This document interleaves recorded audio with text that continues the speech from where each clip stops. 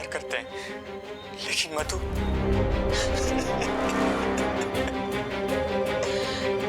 जितना हमें मधु का खोने का दुख है, उससे कहीं ज्यादा ये सुन के हो कि हमें मधु का हत्यारा समझा गया। हमने मधु का खून नहीं किया माँ। हम तो बस उस रात। मधु तुम 2 मिनट रुको, बाइक में पेट्रोल नहीं है, हम अभी आते हैं।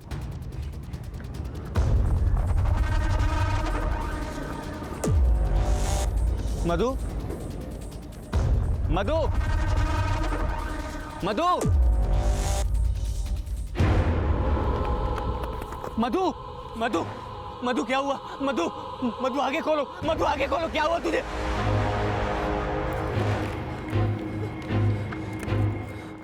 हमने पहले भी मधु के बिना कई बार सुसाइड करने की कोशिश की,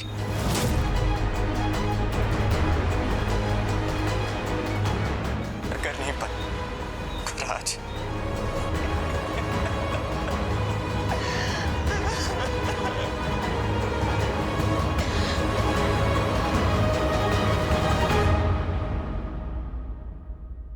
राजेश ने कहा कि उसने पहले भी सुसाइड करने की कोशिश की है मगर कर नहीं पाया। कहीं ऐसा तो नहीं कि इस बार उसने वाकई में सुसाइड कर लिया हो? या फिर कहानी कुछ और ही है? पुलिस अब इस केस को डबल मर्डर मानकर इन्वेस्टिगेट कर रही थी और सरोज को उस लोकेशन से फोन आना जहां राजेश ठहरा हुआ था उसे शक के कटघरे में खड़ा कर रहा था। लेकिन इससे पहले कि पुलिस सरोज से कुछ पूछ पाती, उसके गायब होने की खबर सामने आई। हेलो सर, सरोज ढाबे पे नहीं है। सर, कैलाश। हमें क्यों बुलाया साहब आपने? चल तू खुद बता, क्यों बुलाएंगे? अरे साहब, वो जरूर राजेश के बाप ने आपको भड़काया होगा। अरे वो लोग बेकार में दीदी के लिए आपके सामने झूठ बोले, इसलिए उसको समझाने गए थे। समझाने गया था या धमकाने गया था? कब है? कब बोला पुलिस से? ये दबंगबाजी हमें दिखाई ना तो कह देते अच्छा नहीं होगा। अपनी पे आ गया ना तो ऊपर से नीचे तक नाप के रख दूंगा। साहब, वो झूठा ताप दिखा रहा है, और वो प्रताप, वो भी उसकी मदद कर रहा है। कौन क्या कर रहा है और क्या नहीं कर रहा है ये पता करना हमारा काम है। तुम लोगों की गुंडागर्दी नहीं चलेगी, समझे? हम कोई गुंडागर्दी नहीं किए हैं, हम दो टूक बात करने गए थे बस। अब तो समझाने गया था मगर पहले तो राजेश की हड्डी तोड़ दी थी तूने।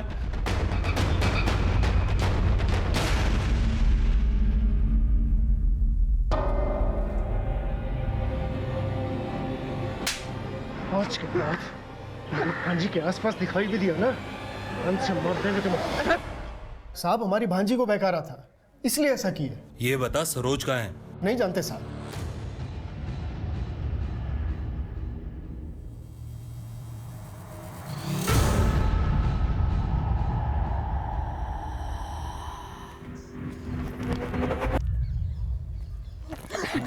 क्या कर रही है? बुक दे। नहीं, बुक तो मैं नहीं लूंगी। दीक्षा, बुक दे देना। नहीं, बुक दे दे। अच्छा चल, लो। अच्छा, ज्यादा स्मार्ट हो तुम। फोटो भी दे। नहीं, मम्मी को मालूम पड़ जाएगा, दोनों बहुत मार खाएंगे। फोटो की फीस लगेगी, तुझे जो चाहिए ले ले, पर बहन प्लीज फोटो दे। फोटो भी दे दे, प्लीज दे दे। बंदा तो बहुत सॉलिड है। हाँ, अच्छा।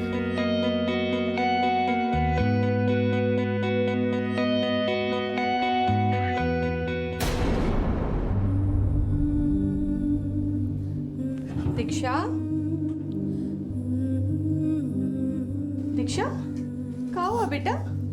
रो क्यों रही है?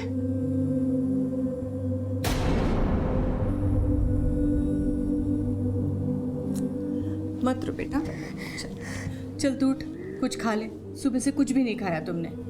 नहीं, हमको कुछ भी नहीं खाना, हमको बस हमारी दीदी चाहिए। दादी, दादी प्लीज दीदी को बुला दो ना, प्लीज दीदी को बुला दो। अगर मेरा बस चलता ना बेटा, तो मैं अपनी जिंदगी दे करके तेरी दीदी को वापस ले आती। पर मैं क्या करूं? ना ही हम मधु को समझा सके और ना ही तेरी माँ को। सरोज का अचानक गायब होना उसे प्राइम सस्पेक्ट बना चुका था और उसे ढूंढने के लिए पुलिस ने एक सर्च ऑपरेशन शुरू किया। लेकिन सरोज एक सस्पेक्ट थी या खुद एक विक्टिम, ये अब भी साफ नहीं था। और इस केस में उसकी भूमिका को समझने के लिए पुलिस ने सरोज और उसकी बेटी के बीच के रिश्ते को समझना चाहा, जिसके लिए पुलिस सरोज की छोटी बेटी के स्कूल पहुंची। मे आई कम इन सर? यस कम इन। दीक्षा, यह है इंस्पेक्टर ठाकुर। ये आपसे आपके मधु दीदी के बारे में कुछ बात करना चाहते हैं। सर, मधु दीदी राजेश भैया से बहुत प्यार करती थी, लेकिन मम्मी को राजेश भैया बिल्कुल भी पसंद नहीं थे। तुम्हारी मधु दीदी और तुम्हारी मम्मी के बीच में इस बात पर झगड़ा भी होता होगा? मम्मी अभी हम 18 के नहीं हुए, लेकिन अगर हम 80 के भी हो गए ना, तब भी हम यही कहेंगे कि हम राजेश के बिना नहीं जी सकते। चाहे जितना भी नाटक कर लो, चाहे जितना भी जिद कर लो, तुम्हारा और राजेश का रिश्ता हम बर्दाश्त नहीं करेंगे, समझी तुम? लेकिन क्यों मम्मी? राजेश में बुराई क्या है? बुराई? उसकी जात उसकी सबसे बड़ी बुराई है। उमाकांत भी उसी जात का था और उसी उमाकांत के चक्कर में आज तुम्हारे पापा जेल में है और तुम राजेश को हमारा दामाद बनाना चाहती हो। पता है ना तुम्हें, राजेश का बाप उमाकांत के भाई का दोस्त है। पर मम्मी, राजेश में सब बिल्कुल नहीं है।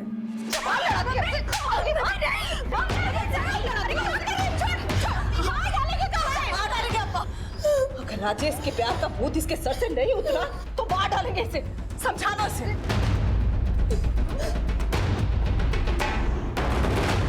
मधु, मधु, कहाँ गई ये लड़की? कहाँ हुआ अम्मा? हाँ, मिली?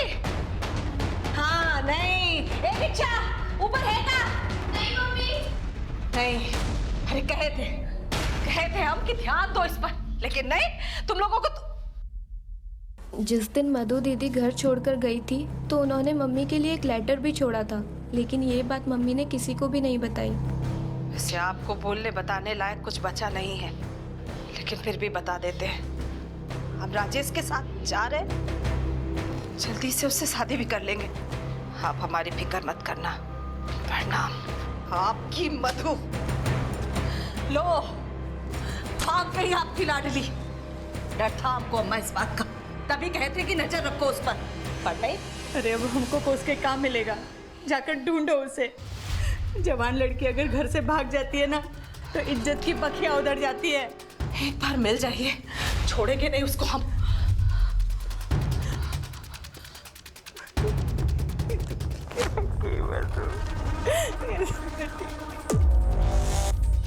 तो तुम्हारी मम्मी तुम्हारी दीदी को मारती भी थी? हाँ सर, लेकिन मम्मी बुरी नहीं है सर, बस वो दीदी को समझ नहीं पाई।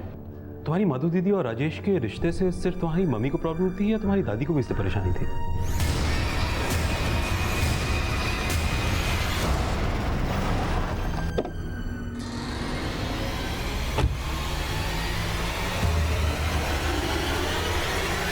हमें मधु की भावनाओं की कदर थी साहब, लेकिन मेरे बेटे के जेल जाने के बाद सरोज कुछ बदल सी गई थी। वो दिल की बुरी नहीं है, लेकिन हर आदमी को शक की नज़र से देखती है। लेकिन राजेश पे क्यों शक है उन्हें? राजेश तो बच्चा है साहब, लेकिन सरोज उसे प्रताप और उमाकांत जैसा ही समझती है। लेकिन उमाकांत और प्रताप से तो उसका कोई रिश्ता नहीं। पर जात तो एक ही है ना, बस इसी बात से सरोज को परेशानी थी। इतनी परेशानी कि वो अपनी बेटी को मरवा दे? अरे नहीं साहब, उसका दिमाग भले ही खराब हो, लेकिन उसकी ममता में कोई खोट नहीं है। मेरे बेटे के जेल जाने के बाद सरोज ने जितनी हिम्मत जुटाई, सच कहूँ तो मधु के जाने के बाद अब अंदर से वो उतनी टूट गई थी।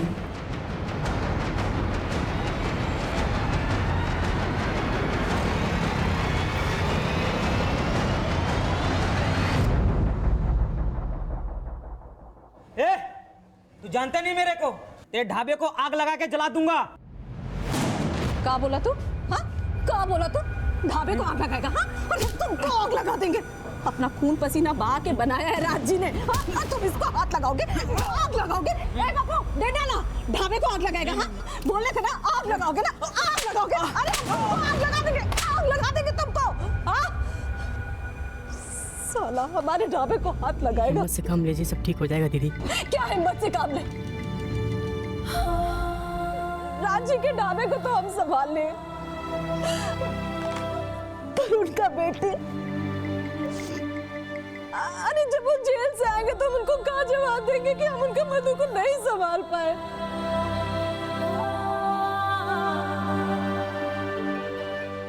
सरोज की छोटी बेटी और सास दोनों ही मधु और राजेश के मर्डर में सरोज के शामिल होने की बात को नकार रहे थे, और वहीं दूसरी ओर अब तक जितने भी नाम सामने आए थे पुलिस ने उन सब के कॉल रिकॉर्ड्स और उनसे जुड़े कनेक्शंस को खंगालना शुरू कर दिया और तभी सरोज के देवर जगमोहन का नाम सामने आया। इसे पता चला है कि मधु का एक चाचा भी है, उसका नाम जगमोहन है। ये उसकी फोटो। मधु के मर्डर से इसका क्या कनेक्शन हो सकता है? सर कनेक्शन का तो पता नहीं, लेकिन राजनाथ जब से जेल गया है, जगमोहन का मधु की मां सरोज से झगड़ा चल रहा था और ये झगड़ा किसी प्रॉपर्टी को लेकर था सर। लेकिन कोर्ट में केस सरोज जीत गई थी। सर कहीं ऐसा तो नहीं कि इसी बात का बदला निकाला हो जगमोहन ने? पर मधु की मां ने कभी इस पर शक जाहिर नहीं किया। सर ऐसा भी तो हो सकता है कि सरोज अपनी सास की वजह से चुप हो, क्योंकि जगमोहन का अपनी मां से मिलना जुलना है।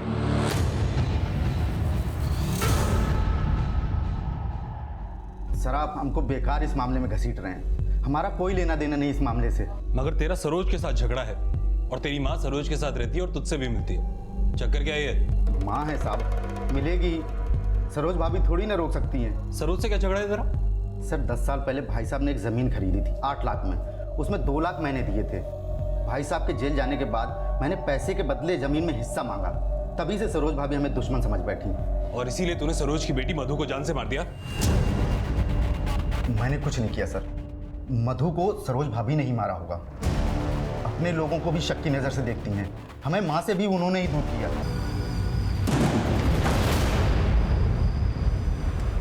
चल भैया जी 975 रुपए का बिल है, 500 रुपए देकर कहाँ खिसक रहे हो? जितना दिया बहुत है, चल। पैसे तो देने पड़ेंगे भैया जी। हमको आंख दिखाता है, अपनी पे आगे तो तेरा ढाबा बंद करवा दूंगा।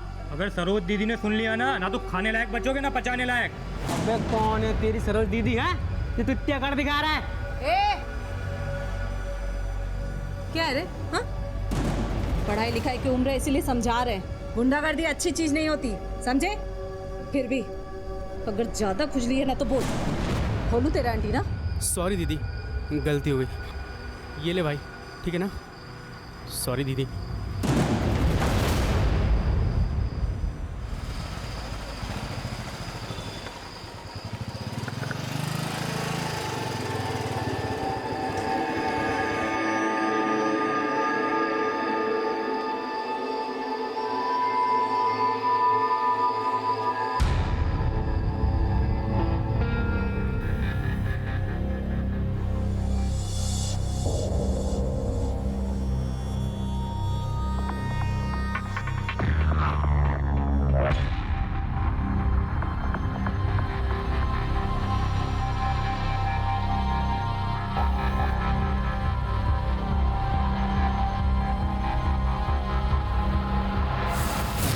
मधु, मधु, मधु, अम्मा, अम्मा, अम्मा, अम्मा, मधु कहाँ है? क्या हुआ? काहे शोर मचा रखा है? आप लोग घोड़े बेचकर सोए और हम चिल्लाए भी ना। कहाँ है मधु? अपने कमरे में होगी और कहाँ? अरे अपने कमरे में नहीं है तभी तो पूछ रहे हैं। पर मधु तो बोली थी कि रात भर कमरे में बैठ के पढ़ाई करेगी, ऐसे अचानक कहाँ चली गई? कहाँ चली गई? हाँ, और सो घोड़े बेचकर कर ली पढ़ाई। अब जाकर देखो। हाँ, ए रिक्शा ऊपर जाकर देखो कहाँ गई ये लड़की। कहाँ हुआ अम्मा? हाँ, मिली? हाँ नहीं। ए रिक्शा ऊपर है क्या? नहीं मम्मी। नहीं, अरे कहे थे हम कि ध्यान दो इस पर, लेकिन नहीं।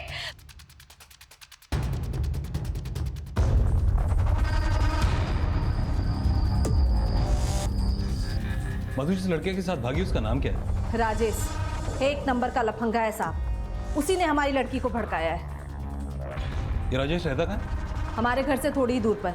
गए थे हम उसके घर, लेकिन उसके माँ बाप ने कुछ भी नहीं बताया। आप राजेश के खिलाफ किडनैपिंग का केस दर्ज कीजिए साहब। अरे नाबालिग है हमारी लड़की, अभी सिर्फ 17.5 साल की है और उस राजेश ने ऐसी पट्टी पढ़ाई है कि फोन भी बंद कर रखा है उस मधु ने। आप लोग जल्दी कुछ कीजिए। ठीक है, आप हमें मधु का फोटो, उसका फोन नंबर दीजिए और साथ में राजेश का नंबर भी दीजिए। राजेश का फोन नंबर तो नहीं है हमारे पास।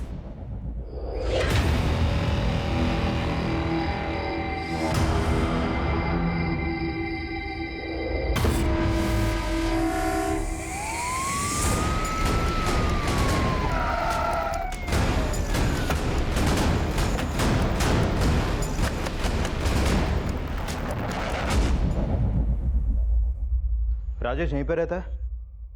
हाँ साहब, राजेश हमारा ही बेटा है। मधु को जानते हैं आप? हाँ, उसकी माँ आई थी अभी, पर साहब हमें नहीं पता राजेश कहाँ पर है। एक नाबालिग लड़की को लेकर भागा है वो। मधु की माँ भी यही बोली थी।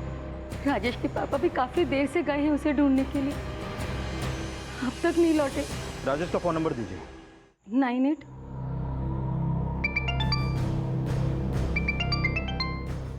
मम्मी, कैलाश मामा का फोन। हाँ बोलो कैलाश, कुछ पता चला? अरे नहीं दीदी, कुछ पता नहीं चला। लेकिन आप बोलो तो उसके बाप को तोड़ू क्या? अरे उसका बाप जानता होगा वो मधु को भगा के कहाँ ले गया है राजेश। अरे हम उसको पहले ही चमका चुके हैं, कुछ नहीं पता है उसको। अगर तोड़ना है तो उस राजेश को ढूंढकर उसको तोड़ो। ठीक है।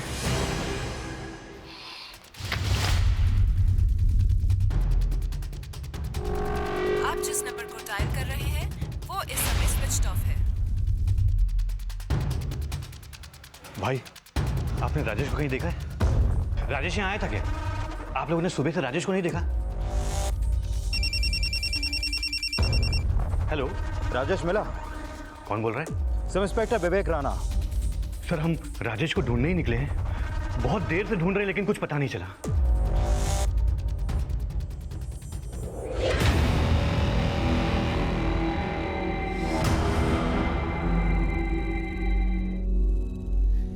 मधु को कोसने की बजाय उसकी बात शांति से सुनी होती ना, तो आज ये नौबत ना होती। वो कभी हमारा कुछ सुनती भी थी जो शांति से समझाते उसको? अरे तुम माँ है और बच्चों को हर बात डांट के नहीं समझाई जाती। आपको हमेशा हमारा ही गलती दिखाई देता है अम्मा, और उसने जो किया वो कुछ नहीं। तूने खुद को कभी देखा है? अरे शालीनता तो औरत का गहना होती है, और तूने क्या किया? रुपए कमाने के लिए अपने हाथ से ही अपने सर का पल्लू हटा दिया और जेब में तमंचा रख लिया। कहाँ मिला हमको शालीनता से? हाँ, अगर पहले से चालू चपट होते तो आज हमको बचाने के लिए आपका बेटा जेल में ना होता। दुनिया की ठोकर खाई तब समझ में आए, कोई दोबारा हमारे पल्लू पर हाथ लगाए उससे पहले ही हटा दिया अपना पल्लू। पर हमारी बेटी हमारी इज्जत इस तरह उछालेगी ये नहीं सोचा।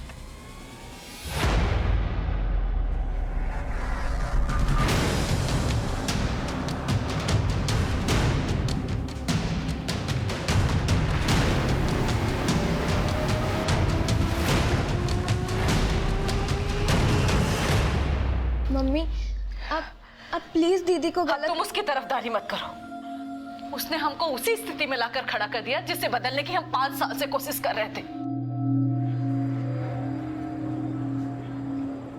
जी बोलिए, क्या ऑर्डर है? अरे वाह, तू तो बड़ी मुफ्त निकली रे। जी आते ही ऑर्डर भी मांग ली।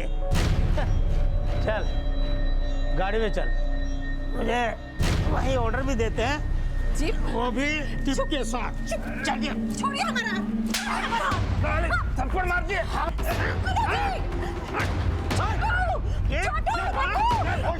बीबी को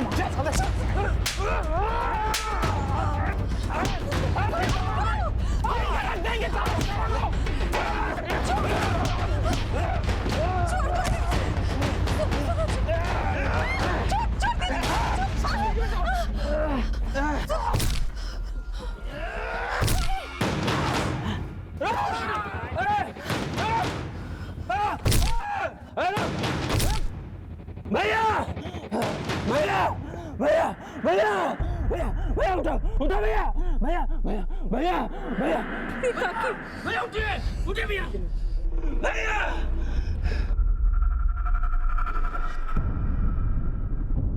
ये दिन राजनाथ और उनकी पत्नी सरोज की जिंदगी का वो काला दिन था जिसने एक ही झटके में उनके हंसते खेलते परिवार की बुनियाद को हिलाकर रख दिया।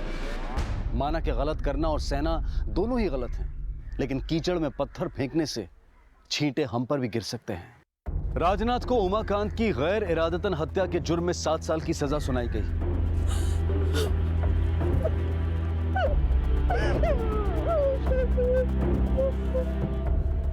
देखो सरोज, जो हो गया उसे बदला नहीं जा सकता।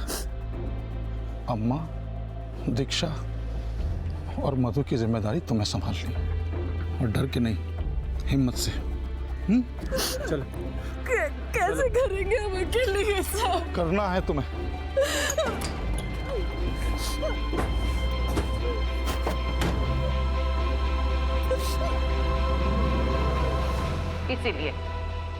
इसीलिए हम अपना कायाकल्प बदल लिए, अपनी मेहनत से ढाबे का नक्शा बदल दिए, बंदूक उठाए ताकि कोई हम पे गंदी नजर न डाले, अपनी रक्षा के लिए गुंडे पाले, क्योंकि हम जानते हैं ढाबे पर हर किस्म का कस्टमर आता है। लेकिन इतना सब करके भी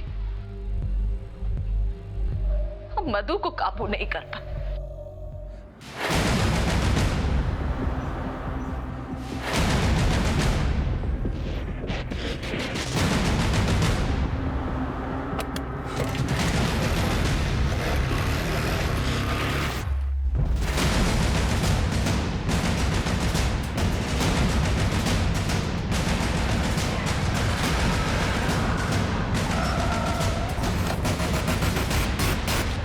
हटिए, पीछे हटिए, पीछे होइए। गुप्ता, पीछे हटाओ सबको। चलो थोड़ा पीछे हो जाओ, साइड हो जाओ।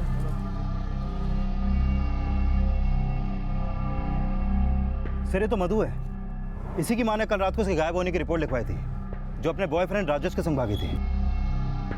लगता है इसे गला घोंट के मारा गया है। लाश को पहली बार किसने देखा था? सर मैंने देखा था। ये लड़का था इसके साथ? जी नहीं सर। सर मधु की लाश यहाँ पर मिली है और राजेश फरार है।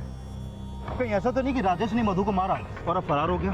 पर राजेश तो मधु से प्यार करता था ना, तो फिर मधु को मारने के पीछे उसका मकसद क्या होगा? कहानी कुछ और ही हैरान है। अरे दीदी, तुम हमको पहला छूट दी होती ना तो गला काट के रख देते उस राजेश का। कमीना भगाता तो नहीं हमारी मधु को। अगर राजेश का गला कटवा दिए होते तो मधु हमको तुमको दोनों को जेल भिजवा देती। इसका भूत सवार था उस पर। पता नहीं कौन से जन्म का बदला लेने के लिए जन्मी है हमारे कोख से। सरोज, तू अब तक मधु को कोस रही है? और तू कैलाश, अरे मार काट की बात छोड़ और जाकर के पुलिस से कुछ पता कर।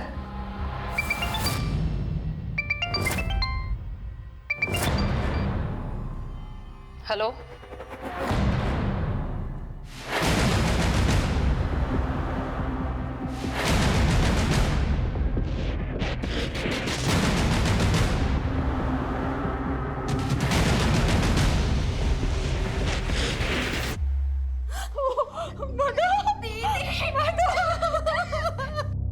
मधु की हत्या ने इस केस में कई और नए पहलू खोल दिए।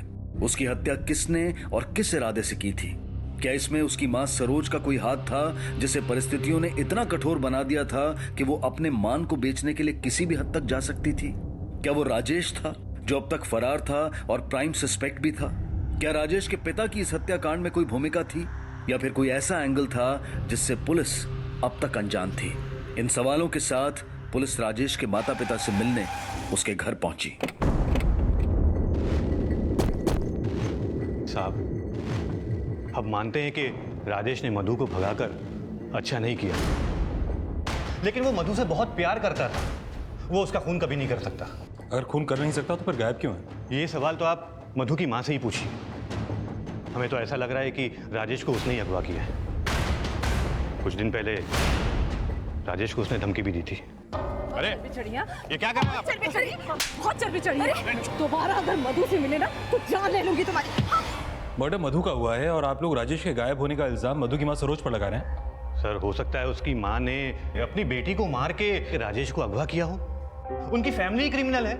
उसका पति तो कब से जेल में है, और उसके जेल में जाने के बाद में वो बाहर क्या क्या करती है आप किसी से भी पूछ सकते हो।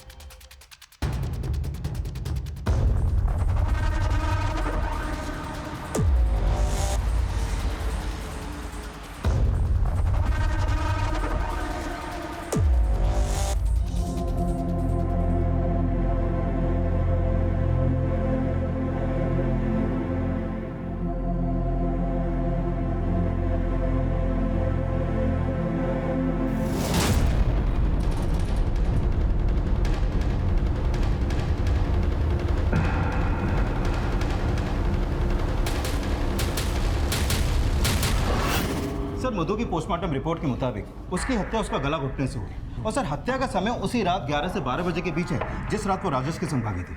राजेश का कोई लीड मिला? नहीं सर, अभी तक तो नहीं, लेकिन मैंने मधु की मां सरोज के बारे में पता किया तो सामने आया कि उसके ढाबे पर अक्सर उसका लोगों से झगड़ा होता रहता है और आसपास के लोगों के मन में भी उसका बड़ा खौफ है। और सर ये भी पता चला है कि सरोज अपने पास एक रिवॉल्वर भी रखती है। राणा, अगर हम ये मान भी लें कि सरोज ने राजेश को गायब करवाया है तो भी क्या वो अपनी बेटी को मरवा सकती है? पॉसिबल है सर, क्योंकि मधु उसकी मर्जी के खिलाफ राजेश के संग भागी थी, तो हो सकता है गुस्से में आकर सरोज ने मधु का मर्डर कर दिया।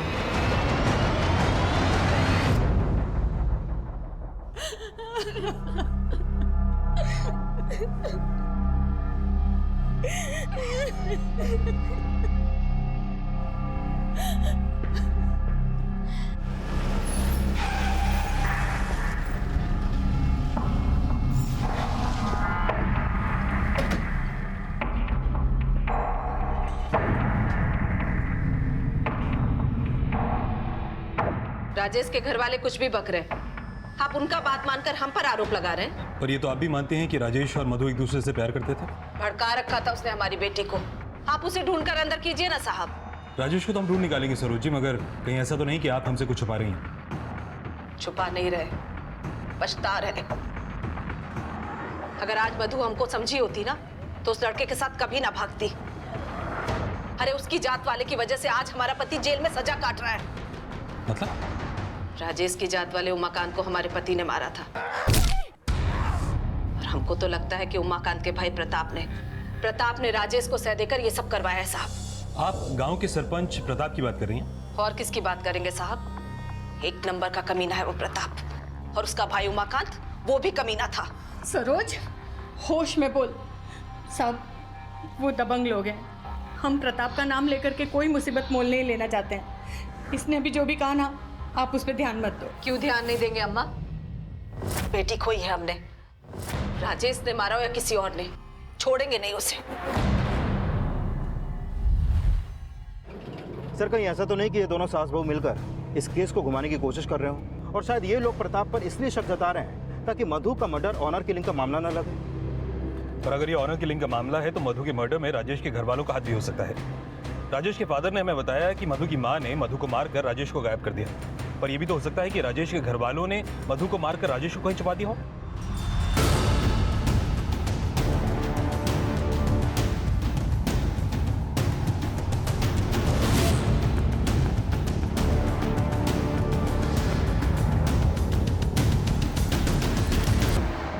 इस केस में लीड तभी मिलेगा राणा जब राजेश का पता चले, लेकिन प्रताप और मधु के घर वालों की दुश्मनी के एंगल को भी इन्वेस्टिगेट करना चाहिए। हो सकता है कि प्रताप यादव ने ही मधु को मारा हो और उसके बाद राजेश को गायब कर दिया हो ताकि किसी को उस पर शक ना हो। सर ये प्रताप बहुत पावरफुल आदमी है, कुछ भी कर सकता है।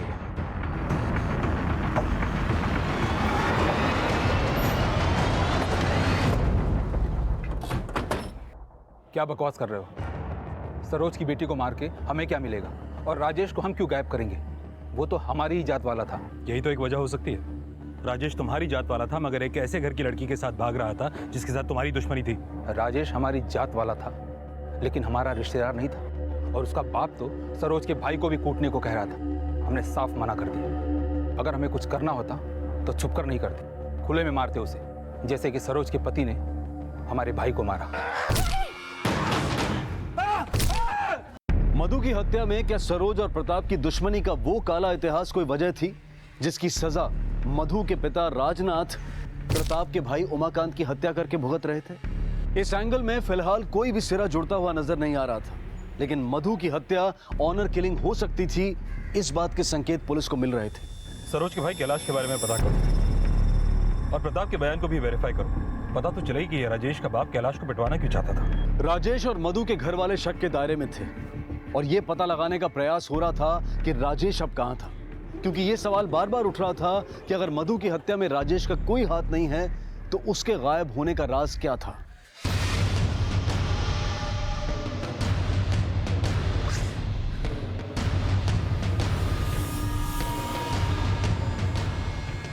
सर थोड़ी देर पहले राजेश का फोन बनारस में उस टाइम के लिए एक्टिव हुआ था। राणा, फौरन बनारस एक टीम लेकर जाओ, जहां पर उसका फोन एक्टिव हुआ है वहां पर आसपास पूछताछ करो। हो सकता है कि वो वहीं कहीं छुपा हो। सर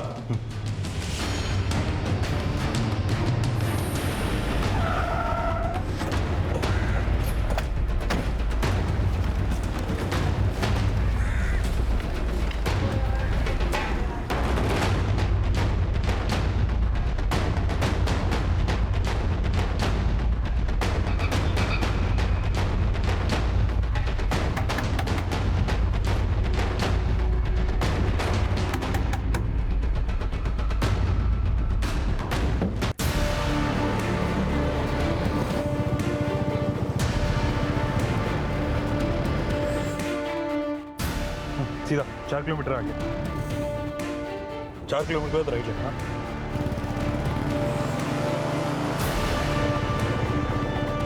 आगे से मोड़ आएगा, वहां से राइट जाना।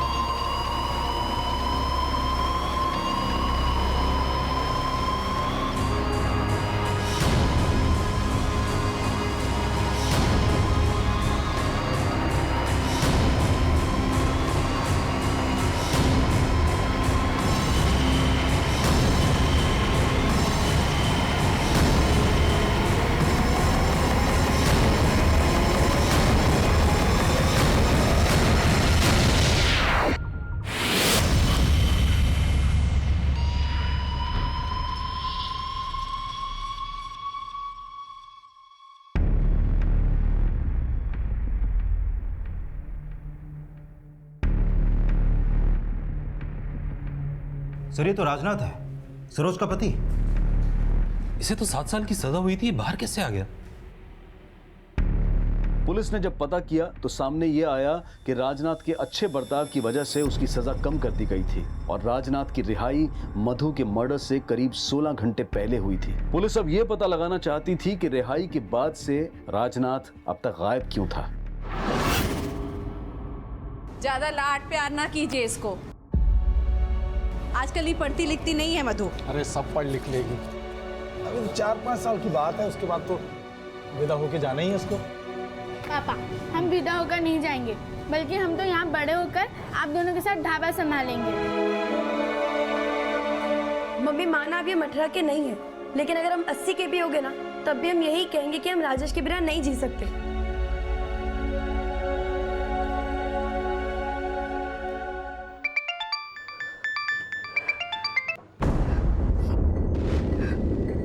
हेलो। हाँ सरोज, कैसी हो तुम? जी? हाँ, मुझे भाग्य को रिहाई तो मिल गई, लेकिन मुक्ति कभी नहीं मिल पाएगी। ऐसे काय बोल रहे? क्या हुआ? उससे ज्यादा कुछ मत पूछो सरोज। थोड़े से पैसे लेके कल मुझे बनारस में मिलो, और मेरे बारे में कोई कुछ पूछे तो कुछ बताने की जरूरत नहीं है। हम अपनी सजा के 1 साल पहले जेल से रिहा हो गए थे, तो सोचे घर जाएंगे, अचानक सबको हैरान कर देंगे, सब खुश होंगे। लेकिन जैसे ही घर के पास पहुंचे तो देखे कि मधु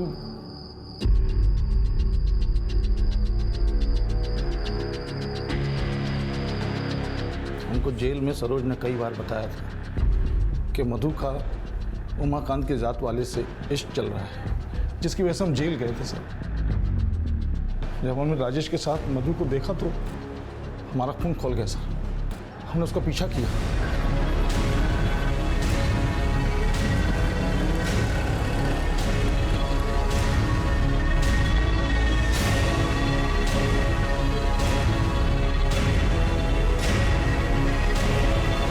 पापा आप? कल मुई मत बोलो उनको पापा। ठीक बोलती थी तुम्हारी माँ कि तुम हमारा नाम मिट्टी में मिलाओगी। पापा राजेश से प्यार करते हैं। पापा पापा आप कितना भी कुछ कह लो, लेकिन राजेश के बिना क्या बोलो? क्या बोलो? पापा क्या कर रहे हो?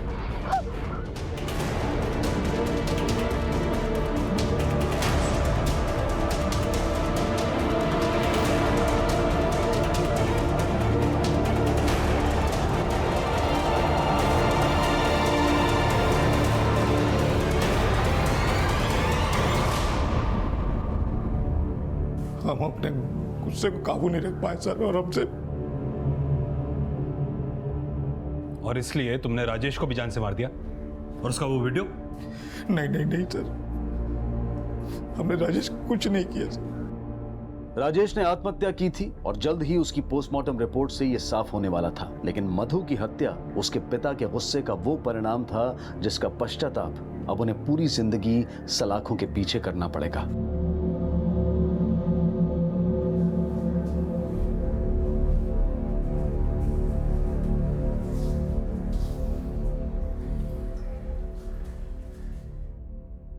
हम तो समझे थे कि अब आपके और हमारे बीच की ये सलाखें खत्म हो जाएंगी, लेकिन हमको माफ कर दो सरोज, हमारी वजह से।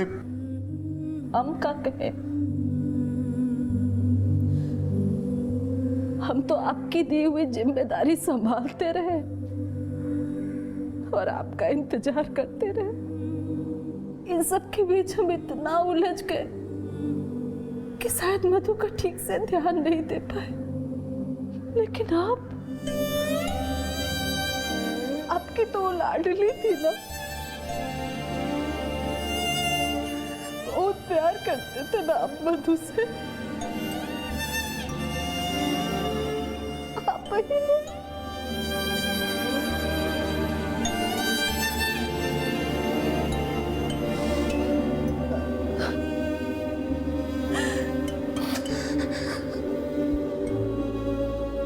माना कि हम सब अपने बच्चों का भला चाहते हैं, लेकिन अगर हमारी सोच उनसे मेल नहीं खाती तो हमें यह विचार भी करना चाहिए कि कहीं हमारा बड़प्पन उनकी समझ को छोटा तो नहीं आंक रहा। रास्ते प्यार से ही निकलते हैं, गुस्से और जोर जबरदस्ती से नहीं। इसी विचार के साथ अब मैं अनूप सोनी आपसे विदा लेता हूं। फिर मुलाकात होगी अगले एपिसोड में एक और चौंका देने वाले केस के साथ। तब तक अपना और अपने परिवार का ख्याल रखें और देखते रहें क्राइम पेट्रोल डायल 100। सबक एक को सीख हम सबको। जय हिंद।